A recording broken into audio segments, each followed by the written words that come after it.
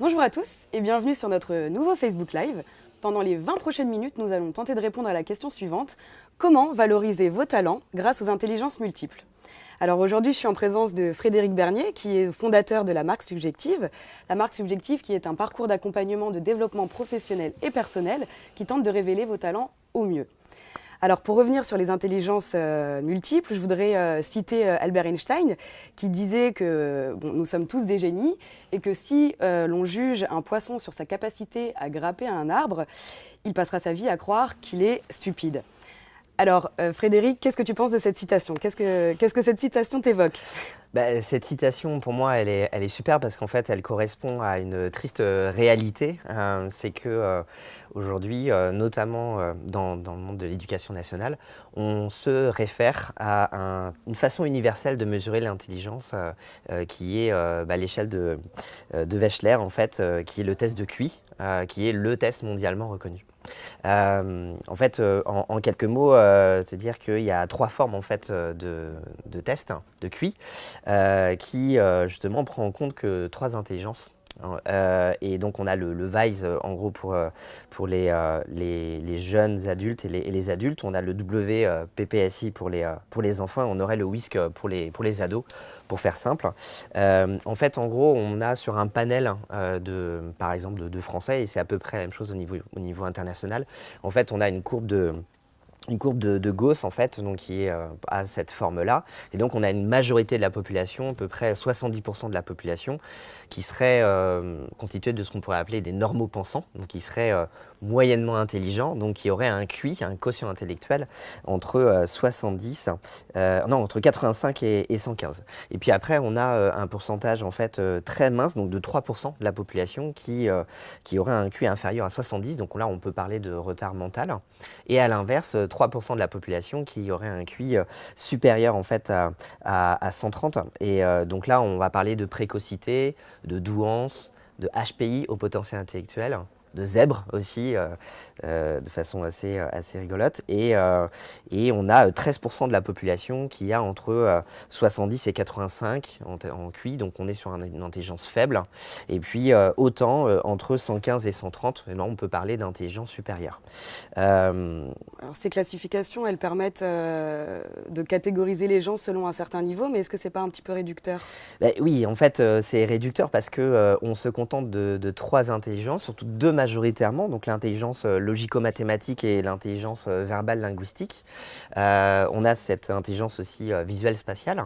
Le souci, en fait, c'est que si on s'arrête là, c'est la société actuelle, c'est-à-dire qu'on considère finalement qu'on a 3 catégories d'individus. On aurait les individus, des gens bêtes, on aurait les gens normaux, donc c'est un peu fade, hein, et puis on aurait les intellos, hein, qui en général, qu'on embête au collège ou en école primaire, hein, qui sont la proie, la risée des autres.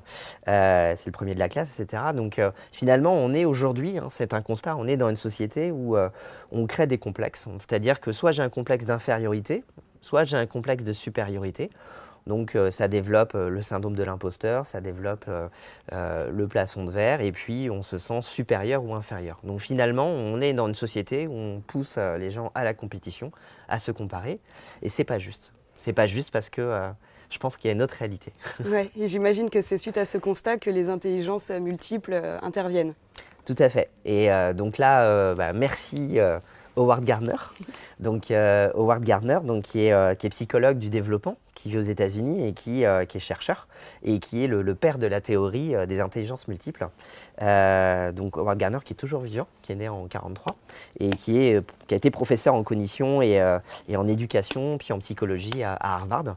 Il a reçu pas mal de prix, hein, par rapport à sa théorie des intelligences multiples, et on peut observer qu'elles sont intégrées, déployées, notamment dans des nouveaux projets d'école, notamment en Europe du Nord, ou au Québec ou ailleurs, en Asie aussi. Et son livre en fait, a été un best-seller. Donc il remet en cause le protocole de Wechsler qu'on vient de décrire, hein, c'est-à-dire ce QI universel qui prend en compte que 3 intelligences. Oui, et Gardner, justement, en comptabilise davantage. Combien y a-t-il d'intelligences multiples? Hmm. Donc en fait, dans son ouvrage, en fait, il y a un ouvrage majeur qui a été traduit en français. Et donc ce qui est expliqué, c'est qu'il aurait au début théorisé 7 intelligences, puis il en aurait ajouté 2, la naturaliste et l'existentielle. Donc je peux te dire globalement, et puis on va les détailler, puis j'ai des petits objets, je suis venu équipé pour illustrer tout ça. Donc il y a la verbale linguistique qu'on a dans le test de QI déjà existant, officiel, la musicale rythmique, la logico-mathématique, donc qui est dans le test de QI, avec la visuelle spatiale. On a l'intelligence kinesthésique, l'intelligence intrapersonnelle, l'intelligence interpersonnelle, que moi je préfère nommer l'intelligence extrapersonnelle, et on a cette intelligence naturaliste. La 9e intelligence, ou en tout cas c'était une voie qu'Howard Gardner imaginait, c'était l'intelligence existentielle, mais je pense que de ce que j'ai compris de sa réflexion et de ce que moi je ressens, c'est qu'on est plutôt dans l'existentiel, il faut entendre le spirituel, et c'est peut-être plus un sujet transversal finalement, plutôt qu'une intelligence à part entière qu'on pourrait mesurer. D'accord. Et donc, est-ce que tu pourrais nous expliquer et nous montrer avec les objets quelles sont ces 8 intelligences? Oui, tout à fait. Donc, juste pour dire, effectivement, te montrer ça, que ce qui est chouette, c'est que dans cette théorie, 1 plus 1 égale 3. C'est-à-dire que on est tous intelligents, chacun à notre façon, et que l'intelligence collective dont on entend souvent parler, elle s'opère lorsqu'on a conscience de ses intelligences majeures. Donc je vais te montrer les objets. Je vais vous montrer les objets. C'est parti. Donc la première intelligence, donc la verbale linguistique, donc j'ai ces quelques objets. Donc je vais avoir en fait, par exemple ce roman en fait qui est très connu, hein, Le Petit Prince, donc qui est aussi très inspirant sur le sujet des talents. J'ai amené un petit dictionnaire aussi, petit dictionnaire français-anglais. J'ai la pierre je crois que c'est la pierre de Rosette en fait, qui a permis de traduire et de comprendre tous les glyphes égyptiens qui existent en taille réelle au British Museum, si je ne dis pas de bêtises. Et puis la plume en fait, la plume qui est le symbole de l'écriture. Alors pourquoi tout ça, ça représente l'intelligence verbale linguistique, parce que les personnes qui ont une forte intelligence verbale linguistique aiment lire, aiment écrire et ont une aisance pour cela. Ils ont également des capacités, des facilités dans l'apprentissage des langues étrangères et expriment leurs pensées avec beaucoup de fluidité et beaucoup de précision. Ces personnes aiment en fait utiliser les bons mots au bon moment et c'est juste à l'oral et c'est juste aussi à l'écrit. Donc ça c'est l'intelligence verbale linguistique. D'accord. Qu'en est-il de l'intelligence musicale? Alors, l'intelligence musicale rythmique, donc j'ai apporté d'autres objets un peu encombrants. Donc, il y a mon petit garçon qui, s'il voit la vidéo, il va m'engueuler parce que je lui ai piqué sa guitare. Donc, je vous joue un petit morceau, hein, voilà. Il y a juste 2 morceaux sur la guitare. Hein. Donc, forcément, l'intelligence musicale rythmique, c'est forcément des personnes qui sont très à l'aise avec les instruments de musique, qui sont aussi qui sont fans de musique en fait, donc qui vont jouer, qui vont composer, qui vont également beaucoup écouter et qui vont vivre en musique. Voilà. Donc ils vont écouter de la musique tout le temps. On a également dans cette dimension rythmique, c'est en lien avec le linguistique, mais j'ai apporté un recueil de poésie de Verlaine. Et bien dans l'intelligence rythmique, on a aussi le rythme dans l'écriture. Donc la poésie, les vers, on est dans le rythme. On reconnaît en fait quelqu'un qui a une intelligence musicale rythmique, il y a des petits signes en fait, c'est par exemple des personnes qui vont avoir le pied comme ça, qui va taper du pied, ou alors le truc très désagréable, c'est le coup du stylo, tic, tic, tic, tic, tic, comme ça. Donc c'est des petits signes en fait, et en général c'est assez révélateur. Donc pour résumer, sur l'intelligence musicale rythmique, ça va former des musiciens, des chanteurs, des poètes par exemple. D'accord. Et la 3e, on est donc sur l'intelligence logico-mathématique. Alors sur l'intelligence logico-mathématique, je vous ai apporté des objets connus, hein, donc un Rubik's Cube, enfin on est d'accord, tout le monde connaît. Les cadenas, cette idée en fait d'avoir du plaisir hein, quand on est dans cette intelligence-là à résoudre des problèmes et développer son sens logique. J'ai aussi, par exemple, ce petit jeu, en fait, tu sais, c'est une petite bille comme un labyrinthe avec une petite bille à faire déplacer pour arriver d'un point A à un point B. Et puis, bien évidemment, le symbole assez facile, hein, mais de la calculatrice, puisque les personnes qui ont une intelligence logico-mathématique qui est très développée sont fortes au calcul mental. Ça peut paraître un peu évident, mais c'est une réalité, c'est un signe. Sont à l'aise avec les chiffres. On va avoir tous les métiers qui touchent au commissariat aux comptes, à l'expertise comptable, aux finances. Faire un budget pour quelqu'un qui a une intelligence logico-mathématique développée, c'est presque du plaisir. Alors que pour d'autres, ça va être une vraie galère. Que dire d'autre? On est voilà, sur la compréhension des systèmes aussi. Tout ce qui est l'approche systémique, comment comprendre un système, une organisation, comment ça fonctionne. Non seulement il y a une capacité, mais il y a du plaisir à le faire. Et c'est encore différent de tout ce qui est un lien avec le visuel et le spatial. Oui, complètement. Le visuel spatial, c'est très différent. Alors moi, j'aime bien l'anecdote par rapport à ça quand je vais aller faire mes courses avec mes enfants où je vais en grande surface, il y a un parking géant, donc il y a des milliers de voitures et puis je me gare. Et puis bien évidemment, quand je rentre, je ne sais plus où est ma voiture. Et donc j'ai ma fille qui me dit « Mais papa, je sais en fait où elle est » et tout ça. Je me dis « Mais non, c'est pas possible, tu peux pas savoir, tu as vu la nom, le quantité. » Donc a priori, je n'ai pas du tout cette capacité à me positionner dans l'espace et qui est spécifique à cette intelligence. Dans l'intelligence visuelle spatiale, là j'ai deux petites images, des petites cartes. Vous savez, c'est un memory en fait. Tu sais, c'est un memory donc, où on doit retrouver des paires. Voilà. Donc ça, c'est un très bon exercice pour identifier son intelligence visuelle spatiale. C'est la capacité à se repérer dans l'espace et à mémoriser des choses dans l'espace. Les personnes qui ont une intelligence visuelle spatiale développée sont des personnes aussi qui peuvent devenir de bons architectes. J'ai amené, en fait, vous connaissez le bruit et puis l'objet, hein, c'est des cas plats. Donc ces objets-là, c'est construire. Donc les personnes qui ont une intelligence visuelle spatiale développée raisonnent en 3D et ont une capacité à visualiser en volume par imagerie mentale, c'est-à-dire je pense à un objet, par exemple je pense à une bouteille, et je suis capable de la visualiser dans mon esprit, de faire des zooms avant, zoom arrière, de rentrer à l'intérieur, de voir comment c'est composé, et de déduire des parties de l'objet que je n'ai pas vues. Donc, par exemple, dans le développement 3D, dans le domaine du jeu vidéo, on a des développeurs de jeux vidéo qui ont une intelligence visuelle spatiale très développée. On peut en dire d'autres choses, mais voilà l'essentiel. Super. Alors, qu'en est-il de l'intelligence kinesthésique? Alors, l'intelligence kinesthésique, j'ai pas mal d'objets. On est sur le corps. Donc, j'ai apporté, par exemple, un gant de boxe. J'ai en fait une balle. Tu l'attrapes? Allez. Ok. Donc, on n'a pas que ça à faire, mais on pourrait faire une partie de ping-pong aussi. Ça, l'intelligence kinesthésique est indispensable pour réussir une partie de ping-pong. Également, je ne te ferai pas l'affront de le faire dans la vidéo, mais tu as compris le principe.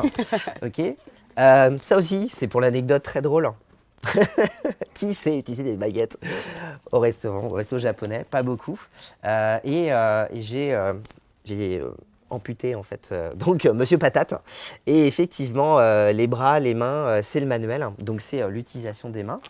Le patinage artistique ou encore en fait le dessin, les arts. Donc l'intelligence kinesthésique, en fait, ça concerne les individus qui sont très adroits de leurs mains, qui en fait adorent toucher les matières, donc appréhender les matériaux. Donc on va avoir par exemple au niveau des métiers, on peut avoir des ébénistes, on peut avoir peut-être aussi, dans le côté manuel aussi, on peut retrouver des musiciens ou autres avec le côté tactile. Des sportifs aussi. Les sportifs, on a Zinedine Zidane par exemple qui est un magicien avec un ballon. Bon, il fait plein de choses, hein. Bon, il fait aussi des choses avec sa tête qui ne sont pas très correctes, mais en tout cas, Zinedine Zidane a des intelligences multiples qui sont très développées, visuelles spatiales évidemment, puisqu'en fait il sait repérer à quel moment faire quelle passe, kinesthésique aussi, puisque du coup il sait manipuler le ballon avec tout son corps avec une aisance incroyable. Et puis, on peut repérer les personnes qui ont cette intelligence parce qu'elles parlent avec les mains. Et donc, elles manipulent, elles créent des objets. Donc, elles aiment aussi créer les objets, créer dans la matière. Donc, c'est des personnes qui sont vraiment bien ancrées aussi, quoi. D'accord. Là, on va passer à l'intelligence intrapersonnelle. Ouais, donc l'intelligence intrapersonnelle, donc j'ai moins d'objets, mais c'est en fait, j'ai apporté 2 objets. J'ai un petit bougeoir avec une petite, Bougie. une petite bougie donc, pour parler de la méditation, avec mon petit livret de la méditation. Pourquoi symboliquement? Parce que pour moi, les personnes qui ont une intelligence intrapersonnelle développée, ce sont des personnes qui ont une forte capacité à l'introspection, qui en fait sont heureuses dans la solitude et qui aiment vivre seules différentes expériences. Donc ce sont des personnes qui ne sont pas malheureuses quand elles sont toutes seules. Ce sont des personnes qui ont développé cette capacité à écouter leur intuition, à faire ce cheminement introspectif. Donc pour moi, ce sont des personnes qui peuvent faire partie des personnalités inspirantes dans le monde. Je pense que Gandhi, par exemple, avait une intelligence intrapersonnelle très développée, pour l'exemple. Qu'est-ce qu'on pourrait dire d'autre? Ce sont des personnes qui ont une capacité très forte à ressentir leurs émotions, à les comprendre, à les accueillir, à ne pas forcément angoisser par rapport à ça. Mais voilà, une propension en fait à développer une forme de sérénité, et notamment grâce à la méditation. Ok. Et j'imagine qu'à contrario, il y a l'intelligence interpersonnelle, Oui. que tu appelles extrapersonnelle, me Oui, je semble-t-il. préfère la nommer extra-personnelle. Je vous ai apporté, ça me paraît plus juste en fait, par exemple, ces petites figurines de Schtroumpfs. En fait, les Schtroumpfs, vous savez, ils vivent ensemble. En fait, ils aiment, c'est un village, et donc on est vraiment dans vivre ensemble. Il y a également, dans un autre registre un peu plus fou, les lapins crétins, qui sont très crétins et qui aiment vivre ensemble la plupart du temps pour se taper dessus. C'est pas la même communauté que les Schtroumpfs. Monsieur Patate, je lui ai amputé un autre membre, c'est son oreille. Les personnes qui sont douées d'intelligence extrapersonnelle vont avoir une écoute active naturelle. Donc ce sont des personnes qui vont aimer être avec les autres. Donc c'est vraiment un peu en opposition avec l'intrapersonnel, en tout cas en complémentarité plutôt qu'en opposition.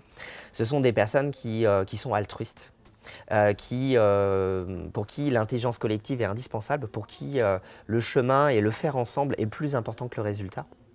Donc le collaboratif, le participatif, ce sont des mots qui sont très vibrants pour les personnes qui développent cette intelligence extrapersonnelle. On a les barbapapas aussi pour les personnes plus âgées, à titre d'exemple. Pour conclure sur l'extrapersonnel, oui, de dire que le plus important c'est d'être avec les autres plus que de chercher le résultat. Ouais. Ok. Donc, si je ne m'abuse, nous en avons listé 7. Il en Oui. reste une. Oui. Quelle est-elle? Alors, donc là j'ai des objets, c'est l'intelligence naturaliste. Donc l'intelligence naturaliste, j'ai apporté cet objet-là, que vous repérez, donc pour explorer la nature. Et j'ai également donc apporté des animaux, donc en fait par exemple petite grenouille, petit cochon, etc.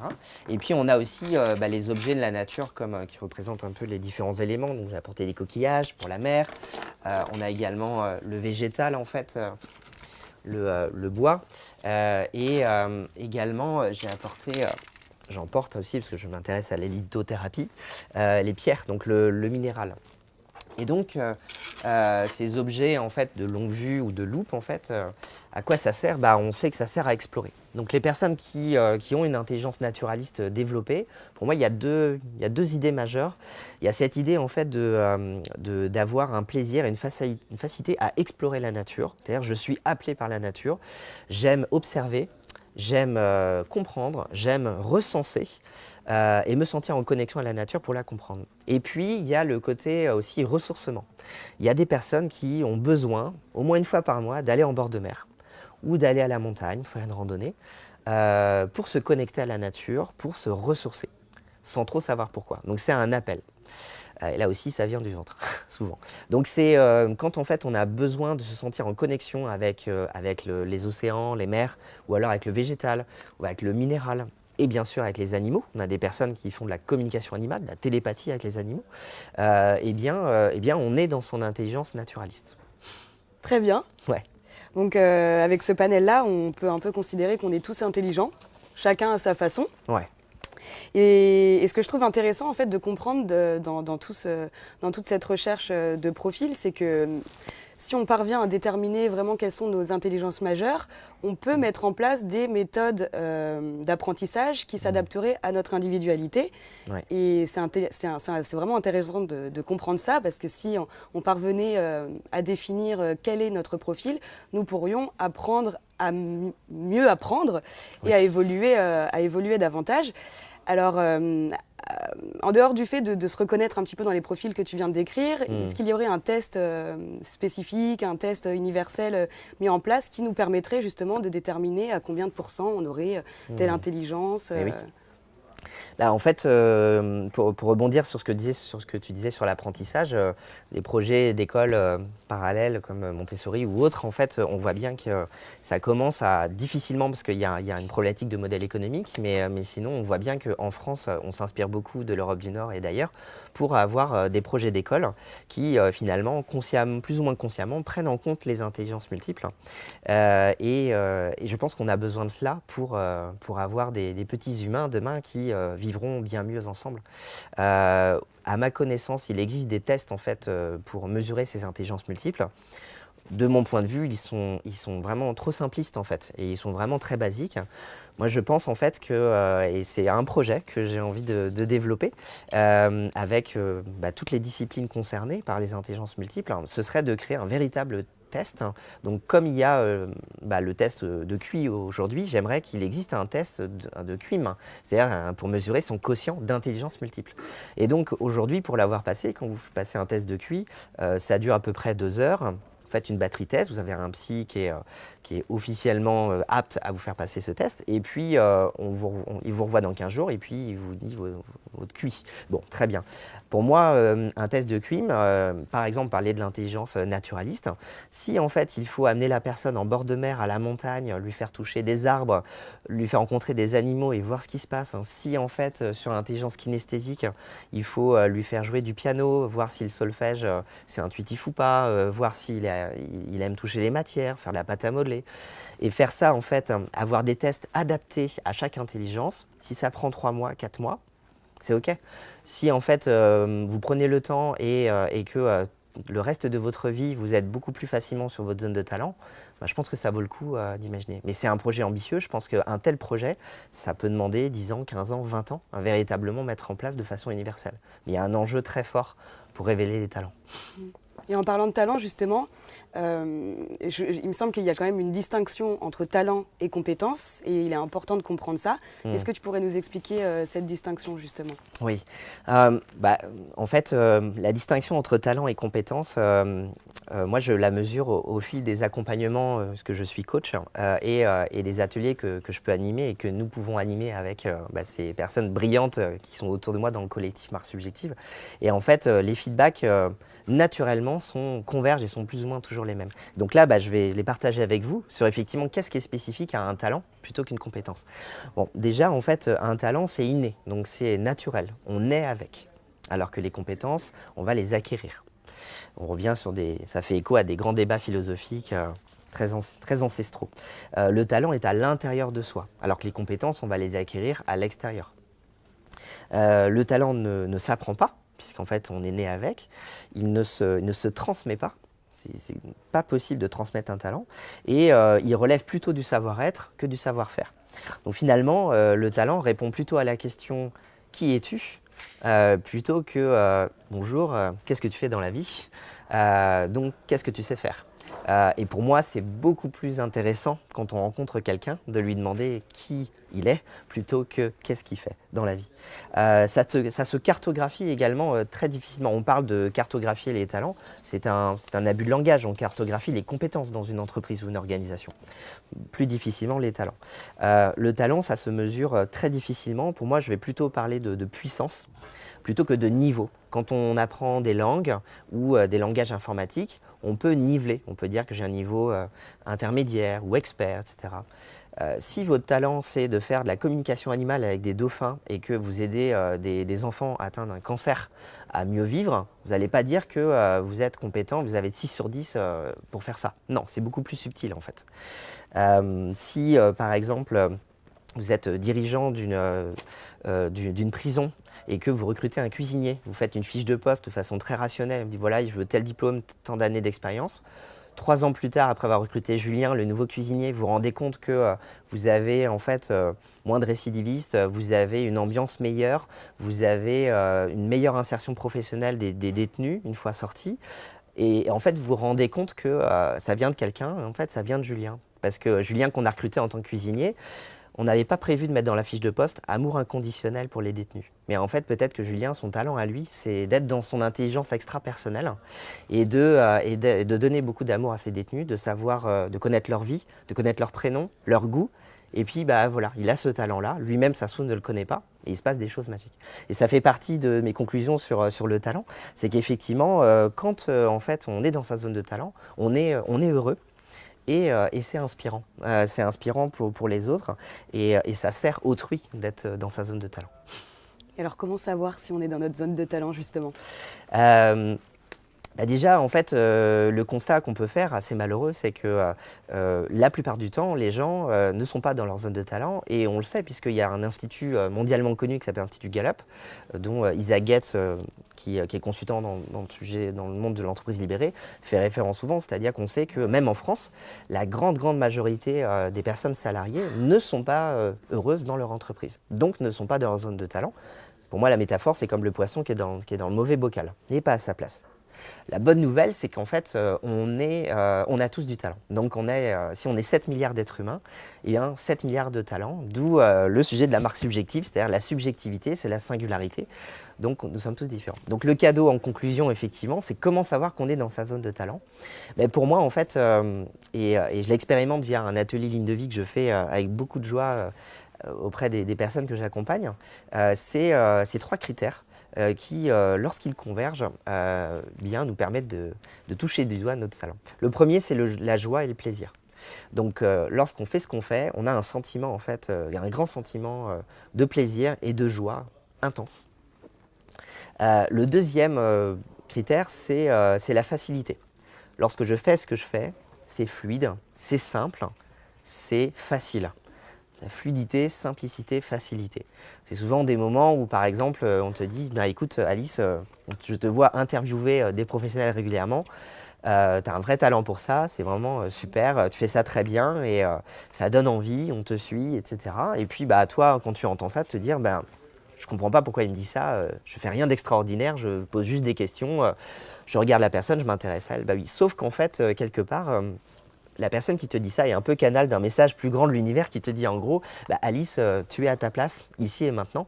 Et c'est juste. Et souvent, le talent, il est subtil à détecter et c'est pas évident. Donc, c'est pas parce que c'est simple qu'on n'a pas de talent, bien au contraire. Et le troisième critère qui est moins évident, c'est la gratitude. Donc la gratitude, c'est simplement le fait de recevoir des remerciements. C'est-à-dire que les gens nous disent merci, merci pour ce que tu as fait, merci pour qui tu es aussi et ce que tu as dit, ce que tu as fait pour moi, avec un sentiment de fierté en plus qui peut en découler. Donc ça, ce sont les 3 critères qui convergés nous permettent de découvrir nos zones de talent. D'accord. Je vais rebondir sur l'un de ces 3 critères et je vais te remercier pour tous ces éléments.